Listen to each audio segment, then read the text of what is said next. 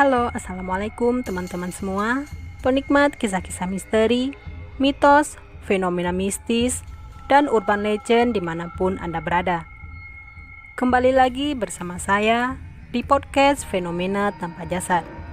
Kami ucapkan terima kasih banyak buat teman-teman yang sudah bersedia mampir dan berkunjung ke channel ini. Buat teman-teman yang belum subscribe, tolong di-subscribe dulu ya, dan nyalakan juga tanda loncengnya agar teman-teman selalu dapetin notifikasi update kisah dan pengalaman menyeramkan terbaru dari kami. Dan jangan lupa berikan like-nya jika teman-teman suka dengan kisah yang kami bawakan. Berikan komen jika ada masukan dan sarannya ya. Dan juga silahkan share video ini jika menurut teman-teman video ini bermanfaat.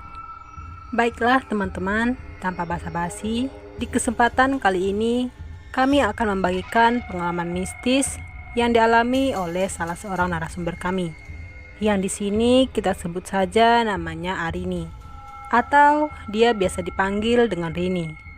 Ini merupakan sebuah kisah dan pengalaman nyata yang dialaminya pada tahun 2012 silam. Rini memiliki seorang sahabat yang bernama Yolanda. Dia biasa dipanggil dengan Yola. Dari kecil mereka berdua sudah saling mengenal dan tumbuh bersama di suatu perkampungan kecil di Pulau Jawa. Sampai akhirnya mereka berdua kini dipertemukan kembali setelah sempat berpisah untuk beberapa waktu. Dikarenakan Yola yang sempat bersekolah di SMA yang berbeda. Kini takdir mempertemukan mereka kembali sebagai dua orang sahabat. Dan kebetulan saat ini mereka berdua bekerja di sebuah perusahaan swasta yang sama. Dan mereka berdua ini juga sama-sama bekerja sebagai staf di bidang marketing. Berbagai kesibukan dan tekanan pekerjaan sering mereka rasakan. Tapi apa boleh buat, semua yang mereka jalani demi memenuhi kebutuhan hidup sehari-hari. Terlebih lagi, sulitnya mendapatkan lapangan pekerjaan dan ketatnya persaingan membuat mereka harus tetap mempertahankan pekerjaan tersebut. Tak terasa sudah 2 tahun mereka bekerja di perusahaan itu. Arini dan Yola biasanya memiliki cukup waktu untuk mengobrol atau sekedar bertegur sapa sewaktu berpapasan di kantor. Tapi tidak dengan hari itu. Dari semenjak datang, sepertinya mereka berdua telah disibukkan dengan pekerjaan dan laporan yang harus mereka kerjakan, dan untuk selanjutnya diserahkan kepada pimpinan perusahaan. Saking sibuknya mereka, sampai tak terasa waktu sudah menunjukkan pukul 12 siang. Pertanda waktu istirahat telah tiba untuk mereka. Rin, istirahat dulu yuk. Capek benar aku hari ini, kata Yola memulai percakapan sambil memegang bahu Rini. Iya, sebentar ya. Aku rapikan dulu berkas-berkasku ini, kata Arini membereskan meja kerjanya. Tak lama kemudian, Arini mulai berdiri dari kursinya. Setelah itu, mereka berdua melangkah meninggalkan tempat kerja mereka. Mau makan di mana kita hari ini, Rin? Tanya Yola kembali. Terserah aja lah, yang penting ada makanan enak untuk mengisi perut. Dan yang penting harganya lebih ramah di kantong, jawab Arini. Bagaimana kalau kita makan di warteg yang di belakang kantor? Makanannya terkenal enak dan bersih. Yang pasti ramah di kantong deh, ujar Yola memberi usul. Ya sudahlah, aku ikut saja, jawab Arini pasrah. Setelah berjalan-jalan beberapa waktu, tibalah mereka berdua pada warteg yang dimaksud. Tak lama kemudian, mereka berdua terlihat memesan beberapa makanan dan minuman. Perasaan dari tadi kamu terlihat manyun melulu. Mana kucel lagi? Tidak semangat sama sekali. Emangnya ada apa? Tanya Yola. Enggak ah, sok tahu kamu. Aku cuma capek saja. Setiap hari hanya seperti ini saja rutinitas kita dari pagi sampai malam. Apalagi kalau lagi deadline seperti ini, kita harus kejar-kejaran. Capek dan bosan juga rasanya, jawab Arini mengeluh. Terus kamu mau mengundurkan diri gitu? Hahaha, sahut Yola. Enak aja kamu. Ya enggak lah, aku tuh pengennya liburan dulu beberapa hari, baru kita fresh lagi untuk kerja, ujar Arini. Oh, begitu. Sebenarnya aku juga sama sih. Tapi kita mau liburan kemana? Tanya Yola. Begini saja. Sebenarnya aku pengen liburan ke puncak. Di sana udaranya masih bersih, tenang, dan tidak berisik seperti di kota. Rasanya sudah lama aku tidak menikmati suasana seperti itu. Terang Arini. Ya sudah, kalau begitu bagaimana kalau kita ambil cuti selama 3 hari untuk ke puncak? Lagian cutiku masih banyak. Hehehehe. Ucap Yola. Setuju. Nanti sepulang kerja, aku akan coba mengajukan cuti pada atasan. Tapi, kamu ada usulan gak? Tempat mana yang bagus dan murah gitu? Tanya Arini. Sebenarnya, aku juga tidak begitu tahu soal tempat-tempat seperti itu. Maaf Pak, mau tanya. Apa Bapak tahu tempat berlibur di puncak yang bagus dan murah? Tanya Yola ke pemilik warteg yang sedang sibuk menata dagangannya. Puncak ya, Non? Coba saya ingat dulu. Oh, ada, Non. Teman saya ada yang bekerja sebagai penjaga bungalow di sana. Harga sewanya juga murah. Nanti saya kasih nomor teleponnya kalau Non mau. Tetapi apa Non yakin mau ke sana? Tanya pemilik warung yang seketika berubah ekspresi wajahnya. Ya yakin lah Pak. Memangnya ada apa Pak? Tanya Yola. Oh, tidak ada apa-apa, Non. Ini nomor telepon teman Bapak. Nanti bilang saja dari Pak Edi. Kata pemilik warung itu sambil memberikan secari kertas. Terima kasih ya Pak. Dan ini untuk bayar makanan dan minuman kami berdua.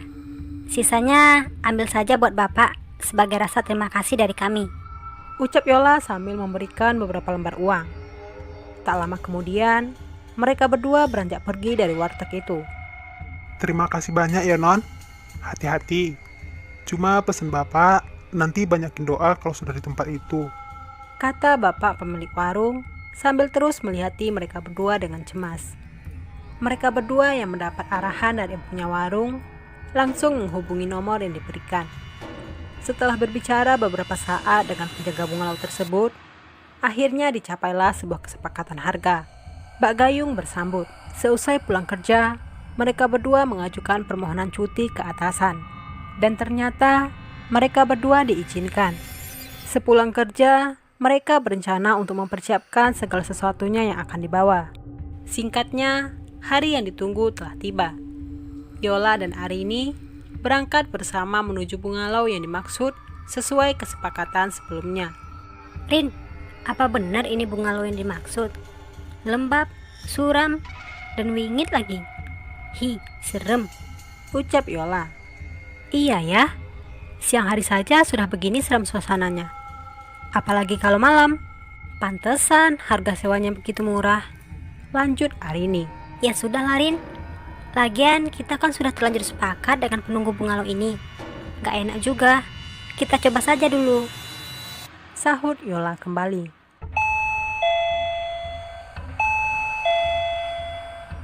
Permisi. Teriak Arini sambil membunyikan bel tamu setelah menunggu beberapa lama. Iya, sebentar. Terdengar suara wanita menyahut lembut dari dalam rumah. Namun, tak seorang pun yang keluar dari bangunan tersebut. Permisi. Permisi. Teriak Arini kembali menekan bel. Tiba-tiba ada wajah seorang wanita yang telah mengintip dari tirai jendela. Dia berambut panjang, menggunakan baju hitam lengan panjang, dan memakai celana jeans biru. Namun wajahnya pucat tanpa ekspresi. Permisi mbak, kami berdua yang mau sewa bungalow ini. Ucap Yola. Orang ini niat gak sih mau menyewakan bungalownya? Kita di sini loh bayar, bukannya gratis. Kata Arini menggerutu. Iya ya, kalau saja ada bungalow lain, gak sudi aku sewa di sini. Sahut Yola.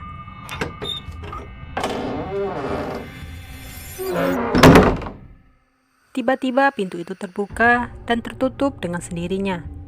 Ayo Rin, sebaiknya kita pergi saja. Sepertinya tempat ini tidak niat mau disewakan. Ucap Yola. Belum sampai mereka berjalan begitu jauh. Non, maaf Non. Apa Non berdua yang mau menyewa bungalow ini? Terdengar suara laki-laki yang berjalan dari jalan utama sambil menghentikan langkah mereka berdua. Iya Pak, kami tahu tempat ini dari Pak Edi. Tapi sepertinya tempat itu tidak niat untuk disewakan.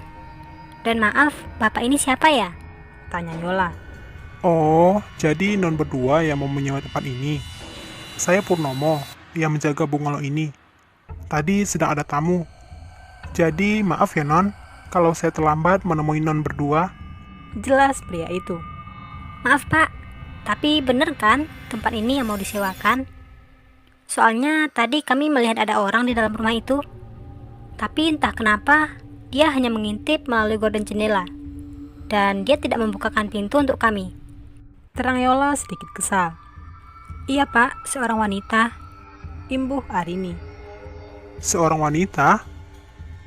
Setahu saya non, bungalow itu kosong, tidak ada yang menyewa. Pemiliknya tinggal di luar kota. Itu pun si pemilik mempercayakan kepada saya untuk menjaga dan merawatnya. Jadi tidak mungkin kalau ada orang di sana. Kalau tidak percaya, mari ikut saya. Kata si penjaga itu. Tapi tadi ada, kata Arini tergagap. Sudah, ayo ikut saja. Sahut Yola sambil menggandeng tangan Arini. Beberapa saat kemudian, bapak penjaga tersebut mengajak Arini dan Yola berkeliling di bungalow itu dan menunjukkan satu persatu bagiannya. Nah, sekarang non berdua sudah melihat sendiri kan, kalau tidak ada orang di sini. Lagian dari dulu hanya saya yang merawat dan menjaga tempat ini. Sekarang terserah non berdua, apa masih mau menyewa tempat ini atau tidak. Jelas bapak penjaga itu. Sesaat terlihat kedua orang itu berdiskusi. Ya sudah pak, kami mau menyewa tempat ini. Tapi nanti kalau ada apa-apa, bapak tanggung jawab ya, kata Arini. Baik non, ini nomor telepon saya. Nanti kalau ada apa-apa, telepon saja ke nomor ini. Jawab si penjaga itu sambil memberikan sebuah kunci. Tak lama kemudian, penjaga itu pamit meninggalkan mereka berdua. Ketika sedang asik berbincang di kamar, tiba-tiba terdengar jelas sebuah langkah kaki yang tengah berjalan. Apa masih ada yang tertinggal Pak? Tanya Yola sembari berteriak. Tapi sama sekali tidak ada jawaban.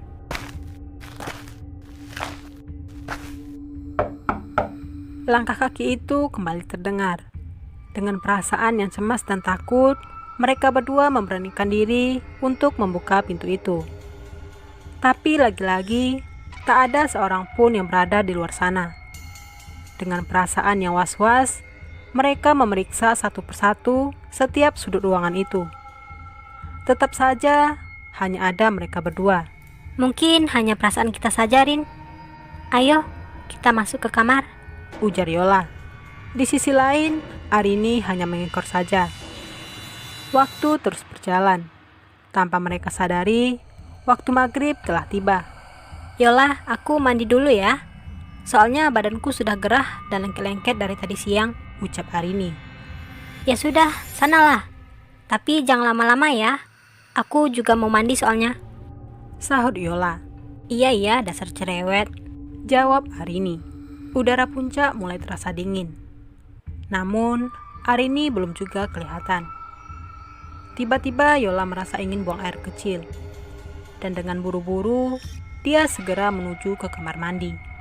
Di sana terlihat lampu kamar mandi yang masih menyala.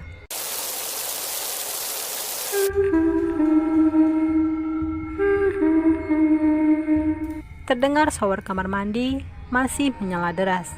Sambil sesekali terdengar perempuan yang bersenandung dari dalam kamar mandi. Rin, gantian Rin. Aku mau kencing dulu, ucap Yola. Tapi sama sekali tak ada sahutan dari dalam kamar mandi. Rin, buruan. Aku sudah tidak tahan lagi. Yola mengetuk pintu kamar mandi sambil mengencangkan suaranya.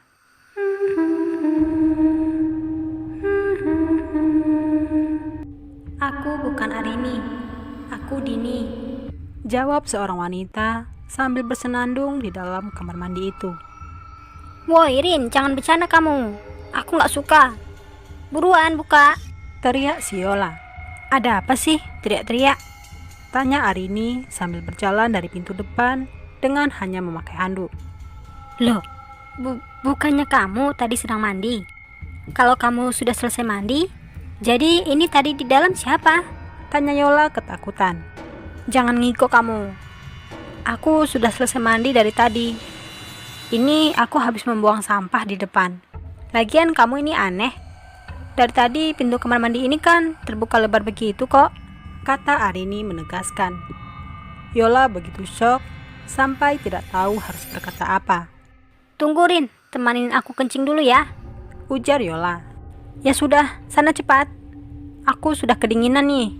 Dengan buru-buru, Yola masuk ke dalam kamar mandi. Dah, aku masuk dulu ya. Dah, ucap Arini terdengar dari luar kamar mandi. Rin, tunggu aku, teriak Yola dari dalam kamar mandi. Nama saya Dini mbak, bukan Rini, terdengar sapaan seorang wanita dari kamar mandi tersebut. Dengan buru-buru, Yola berlari dan menuju ke kamar Arini.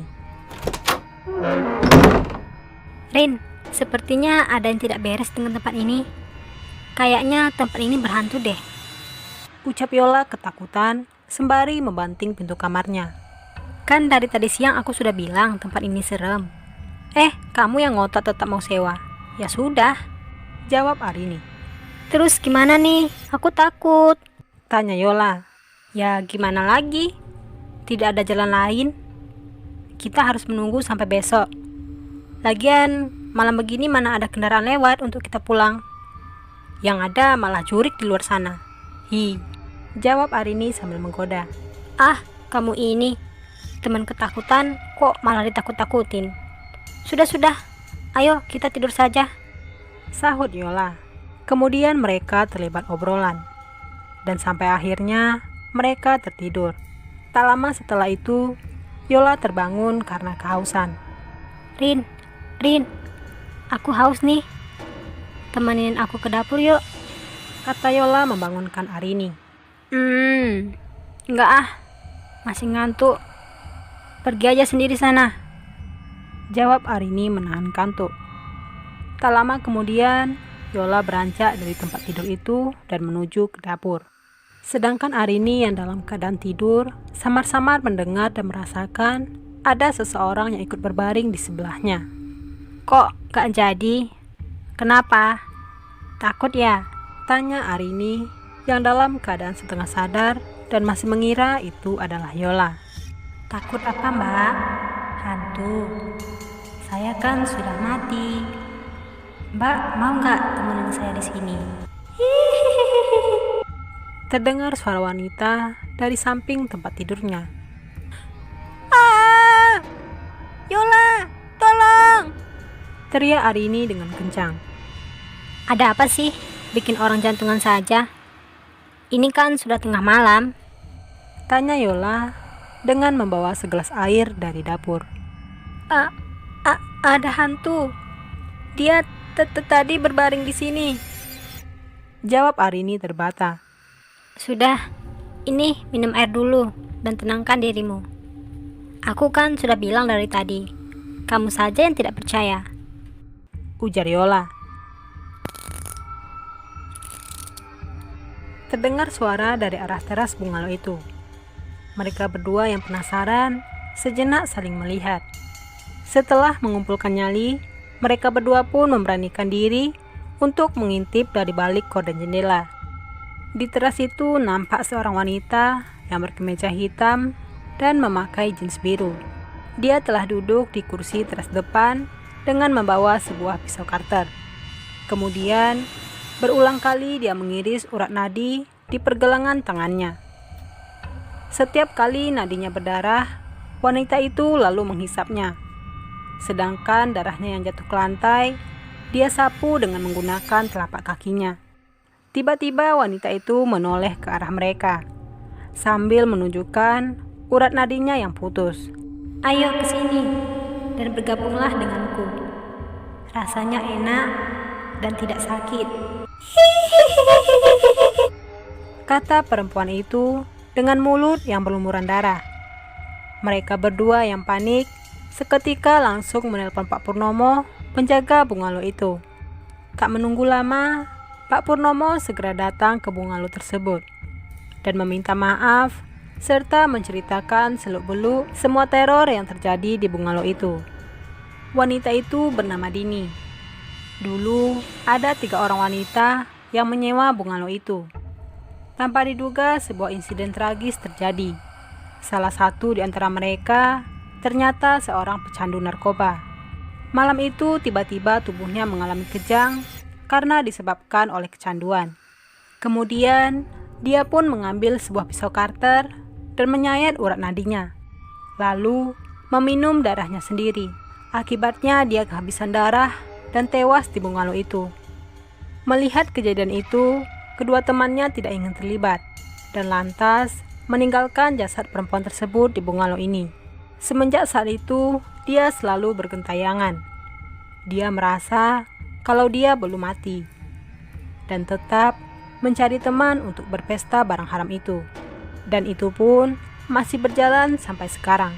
Kisah ini diceritakan Arini kepada kami berdasarkan pengalaman yang dialaminya sewaktu menginap di bungalow itu pada tahun 2012 silam. Oke teman-teman semua, sampai di sini dulu kisah urban legend dan kejadian mistis kali ini dari fenomena tanpa jasad. Semoga teman-teman dapat mengambil hikmah dan nilai positif yang terkandung dalam kisah yang kami bawakan. Untuk kisah-kisah misteri lainnya, silahkan pantengin terus channel ini ya. Dan jangan lupa untuk tekan tombol subscribe, like, comment, and share-nya. Biar kami makin semangat membawakan kisah-kisah berdasarkan kisah nyata yang benar adanya dari berbagai narasumber. Jika teman-teman sedang mendengarkan kisah ini, pastikan lampu sedang menyala dan tidak dalam keadaan sendiri, karena bisa jadi Anda tidak sendiri. Terima kasih, salam keramat, satu nyali tanpa jasad. Wassalamualaikum warahmatullahi wabarakatuh.